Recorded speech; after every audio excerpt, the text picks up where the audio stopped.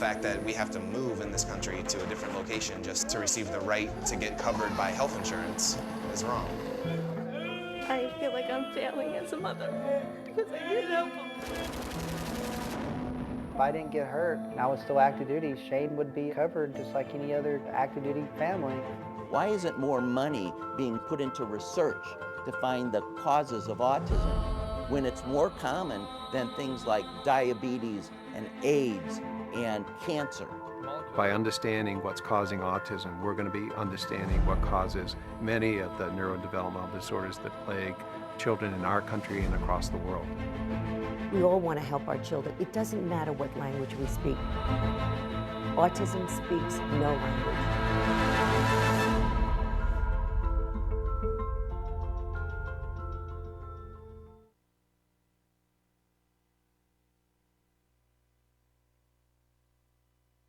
So we see here the documentary sounding the alarm, pretty clearly ringing the alarm bell, right? That there's something bad that is happening, and we need to do something about it.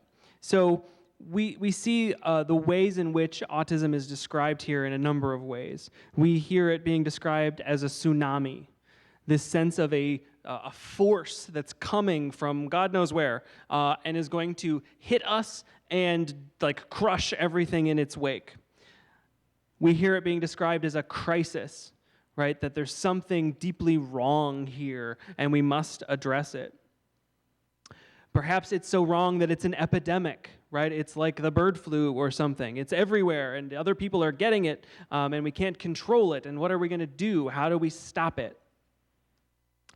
And then lastly, we see this conversation about on the rise, right? This question of that the numbers keep going up. More and more people are autistic. What's happening? It's this pandemic, it's this epidemic. And we see it associated with words like plague and more common than cancer.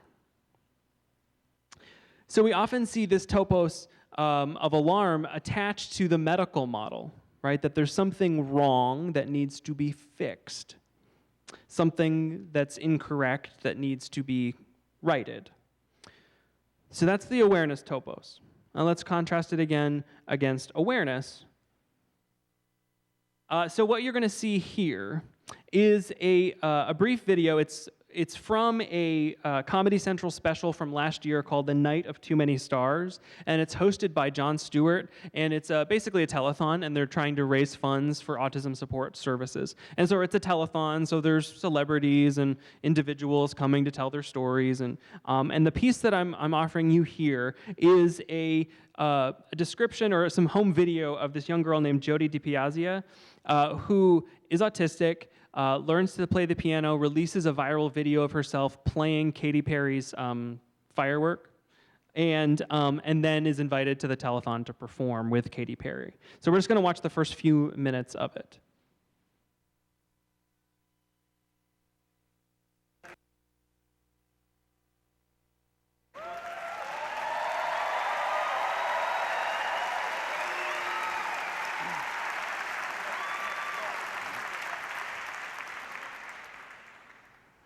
We've told you why people with autism shouldn't be written off, why they deserve, like everyone, the chance to reach their potential.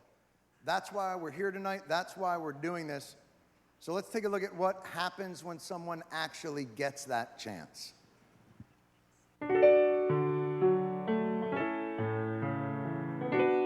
Jodi was diagnosed right before her second birthday.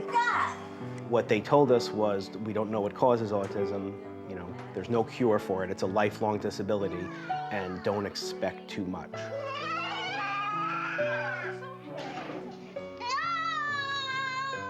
All these dreams we had for her, I had for her, all of a sudden they vanished. At 3 years old, she started school, and she went to a full day of intensive therapy, constant teaching. And then when she came home, she did another 2 hours of therapy in the house. The time that she started with us, she really was barely able to form a sentence, couldn't really speak. Jodi would engage in pretty severe tantrums when you disrupted any of her routines, if things didn't go her way. She would become aggressive, and she might tip over chairs, tip over tables, cry, scream, very, very distressed.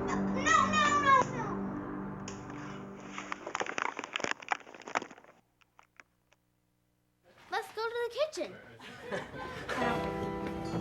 Thank you, Bridget. You're welcome. Almost everything was taught to her from a very young age. We were extremely lucky to have gotten into a program where my child was able to access exactly what she needed. We picked up early on that she was very interested in music. Anything she would hear on TV or on the radio station, she would just walk over to her keyboard and start playing. She loves music, and I think through music and through songs, she's making herself known. She puts everything into it. It's been difficult, hard, but it's amazing how far she's come. We were afraid she would never speak, never dreaming that she would sing or even be able to understand. And as the education continues, I've taken off that idea that there's some limit on her, because she, continually proves that that's not true. Hello, everybody. I'm gonna play Firework by one of my favorite singers, Katy Perry.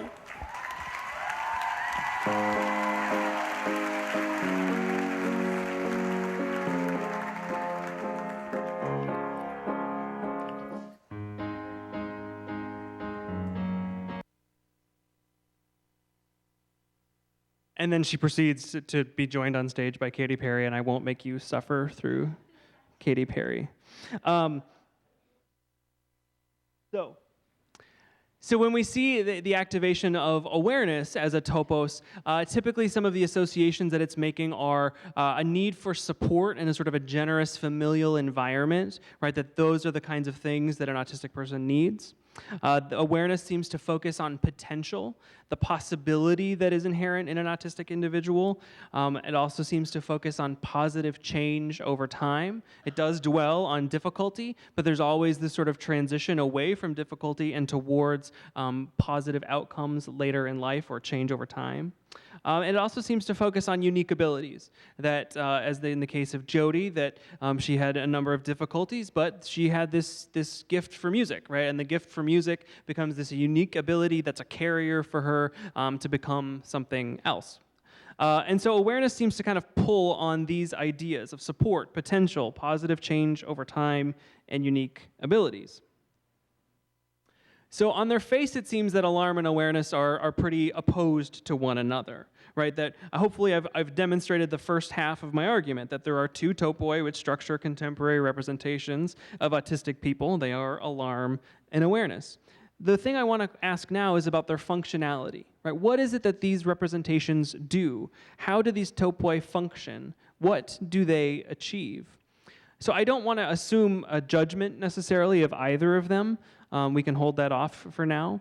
I just want to simply ask, what do they accomplish? When we bring alarm to the scene, what is the scene? When we reach for alarm as a way to describe and discuss autistic individuals, what are we trying to accomplish? It seems that when we activate alarm, that we're trying to get people to do something now. That there's a sense of immediacy, that the issue at hand needs action today. And it usually gets associated with things like legislative change. So anytime we want individuals who are in political positions or administrative positions to do something different than what they're doing, we usually will reach for alarm. When we want more money, Governor Rauner, we usually start talking about alarm, right? We start using that topos as a way to make the case for the need for additional funds. And this kind of makes sense. If everything's coming up roses, why do we need more money? Also, we activate alarm when we're talking about access to education or support within educational environments. We seem to reach for that when we're trying to make the case that our educational systems are not as accessible to autistic people as they should be. And we also seem to reach for alarm when we're trying to make the case for more or better or different treatment options as possibilities for people. So in all of these cases, there's a sense of immediacy. There's something going on right now that requires change, and alarm may just get that work done. On the other hand, why do we bring awareness to the scene? What is going on? What is the scene that causes or gives rise to the need for the awareness topos to be activated? This one, unlike alarm, seems not to be about immediate concerns necessarily. Typically, I think awareness gets activated when we are trying to produce ongoing cultural change over a period of time. So there's this different kind of consideration that the work or the change that needs to happen isn't one that can possibly happen today, but it's one that can happen, incrementally over a period of time. So typically awareness is brought to the scene when we're trying to respond to biases or overturn stereotypes, when we're talking about the possibilities that autistic people have as contributors to society, what's possible, and what do we keep from being possible, and how do we stop that? Also, awareness seems to be drawn to the scene when we're trying to represent autistic individuals as members of families, as people who have friends, who are friends to others, who are loved ones and lovers, people who are real people, real human beings with lived lives. Awareness seems to be the cause there. Also, when we're talking about the possibilities for lifelong achievement, what is it possible for autistic individuals to do and accomplish? Awareness seems to be the topos that we pull on to get that moving. And then lastly, when we're talking about the need for maximum independence, lifelong independence, awareness seems to do the work there as well. So what I'd like to submit is that it seems to me that alarm and awareness aren't so much in opposition to one another, but rather they are sort of gears or levers on which we pull when we need to get certain things done, right? That when we need Governor Rauner to release funds to the autism program, we're going to start pulling on the alarm lever. When we're trying to overcome biases and cultural change, say on a campus like this, we're going to start pulling on awareness, like we're doing tonight. Right, that we're trying to do these, we're using both of these available options rhetorically to do some work, to get something done. Which of course doesn't mean that they come without problems. One of the things that I mentioned earlier was that anytime one topos makes something possible, it's either limiting or making something else possibly impossible. So I want to draw our attention to some of the limitations here that these topos bring with us. So the alarm topos seems to always focus on limits. Seems to always focus on what autistic people can't do rather than what they can. Alarm seems to typically focus on cure or origins in that medical model. Seems to frequently highlight differences. These are the ways in which autistic people are not like everybody else. And it also seems to presume helplessness, that the only way that autistic individuals can have better lives and better experiences is by us good people doing something else. They need our help. Awareness, too, has limitations. Awareness, I think, seems to reinforce this notion of special, right? That people with disabilities, specifically someone who is autistic, is special. They're still different somehow, but they're special, which contributes to what we would call like the mascot phenomenon, right? This sort of tokenism, that we know that we are good people because we treat special people good, which doesn't really help anything. And I think awareness still also highlights difference. It still doesn't really focus on autistic individuals as being just like everyone else, but rather on the ways in which autistic people are not like everyone else. Back to my argument. So there are two topoi which structure most contemporary representations of autistic people, alarm and awareness. These topoi are activated at particular moments to achieve specific purposes and bring with them opportunities and limitations. So in conclusion then, I'd like to draw our attention to the fact that these topoi have both possibilities. When Autism Speaks pulls the alarm lever and releases funds, that can be a really good thing. When awareness levers get pulled and Jon Stewart's telethon raises lots of money and awareness and hopefully overturns some biases, those are good things. But there are also limitations, and that's some of what I just overviewed. And part of that limitation is that neither of these topoi assume the full inclusion and capability of autistic people. Neither assumes that it's possible to live in a radically different kind of world where our political, educational, and social lives don't simply have to accommodate different people, but that difference is presumed, it's expected, and it's anticipated. That difference ain't no thing, it's just what it is. Some people are autistic, and we get over it. We can find threads of this other way of thinking. In some locations, there's a movement inside of autism advocacy called the Self-Advocacy Network, and these are autistic individuals who self-advocate, as the name would suggest. And I want to close by reading for you a statement that they've made on their website. They have a series of position statements, and this is their position on disability rights and neurodiversity, specifically a subsection entitled Acceptance of Difference. So the Autistic Self-Advocacy Network says, the disability rights perspective within the autistic community is represented in the neurodiversity movement, which promotes social acceptance of neurological difference as part of the broad landscape of human diversity, and seeks to bring about a world in which autistic people enjoy the same access, rights, and opportunities as all other citizens. Acceptance of difference is essential to understanding, accepting, and benefiting from the contribution of everyone in our society. Thank you.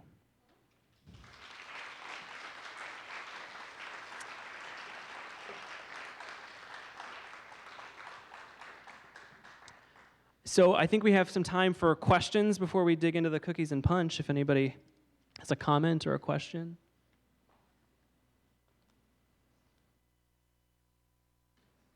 No need, yeah.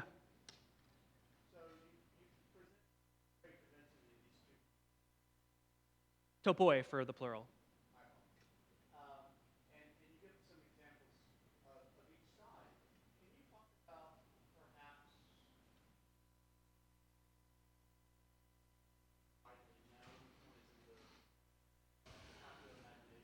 Mm-hmm.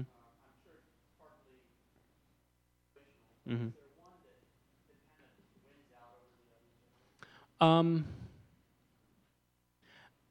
I think in some ways I'm in a poor place to judge that question, in part because I'm more heightened to the conversation than perhaps others. But I think that the alarm is easier to grasp, and therefore a little bit more salient for most folks. Something bad needs help, right? That's all you need to know for alarm. Something bad, someone needs help. So I think that if it's not more dominant, it's certainly more accessible than awareness. Awareness gets a little fuzzy around the edges in terms of identifying a need or a purpose. Thank you. Others? Yeah, Rob.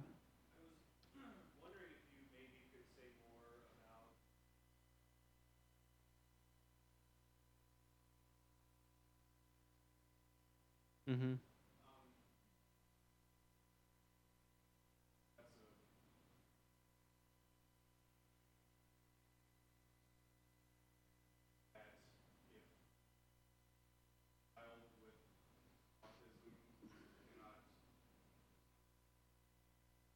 Mm-hmm. Mm-hmm.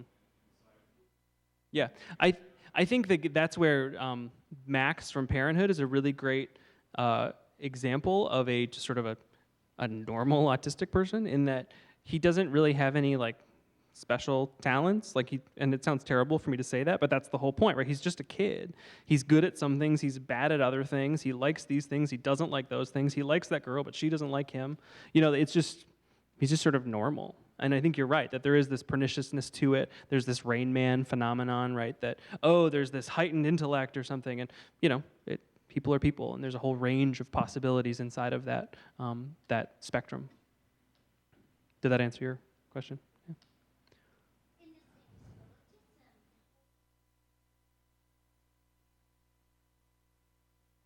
Yes. Yeah.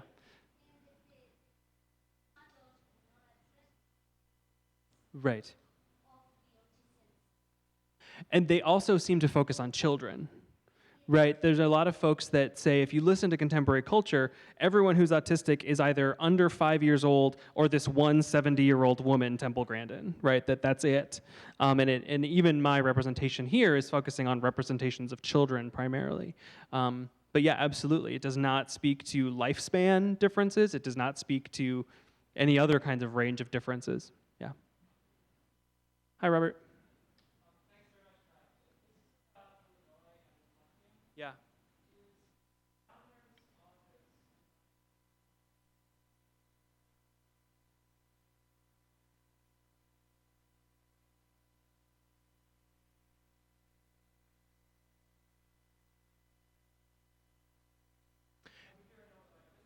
Sure. So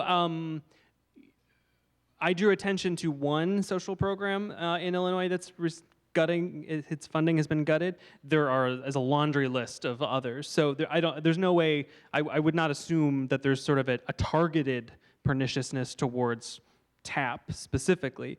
But yeah, I think that there's a sentiment that says social services are someone else's problem and not the government's, right? That it's a big government thing to do, and Rauner likes little government.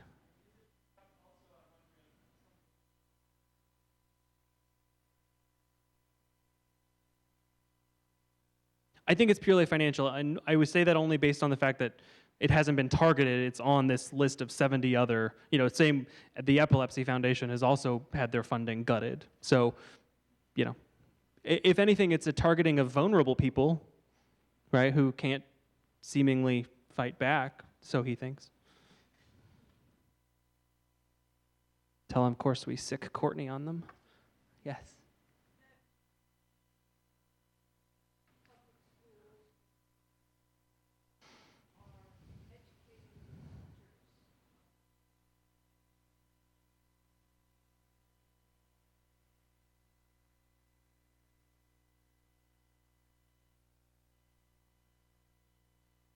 Mm-hmm.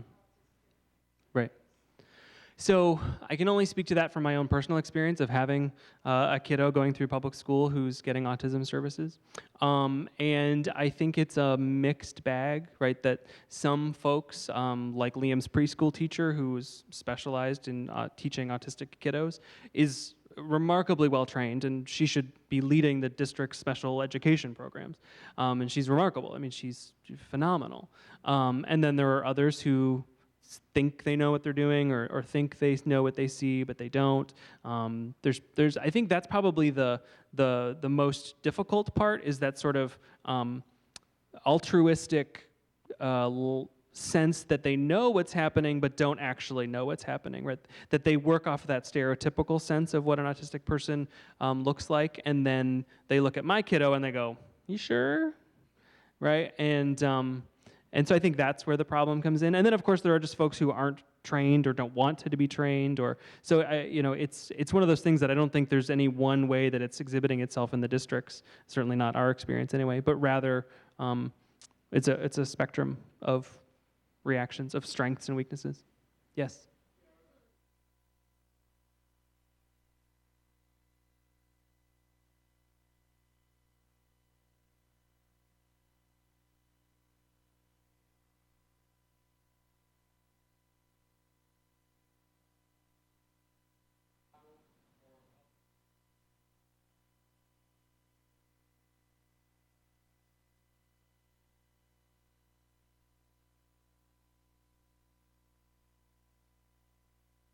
Mm-hmm. Yeah. I will redirect to the provost of our institution, and maybe we can get that on her list of agenda items. Noted, right? Yeah.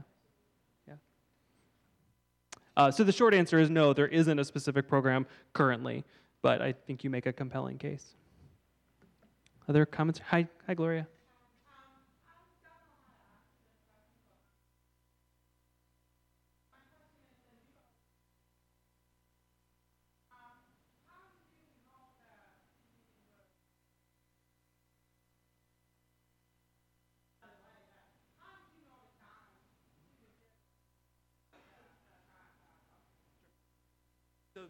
The question was about my own personal experience, my wife and I's son, Liam here, and how we kind of figured out that he is autistic. For us, we saw some, we didn't immediately jump to that, of course, because I don't think we knew enough to suggest, we didn't know enough about autism in the first place to kind of go, oh, that's what it is. Rather, we saw other kinds of attributes and difficulties, right? So Liam struggled to speak. Liam struggled to make eye contact. Liam struggled to respond to his sensory environment. And so we started seeking out help, and we made use of state-funded services like the Early Intervention Program, also being gutted. And it was by getting into that program and starting different therapies that we started to, move towards that as a appropriate way to describe his experiences. So, it's very typical in that way of sort of early signs. I think the difference for us was that we were pretty, we responded quite rapidly and moved more quickly than a lot of other people probably would have or could have.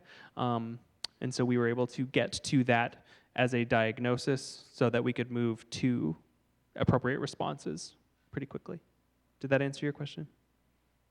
Thank you. Other questions?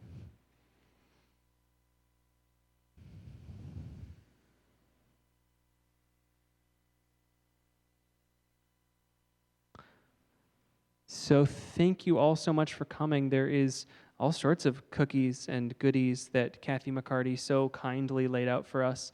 And so please go enjoy. Thank you very much.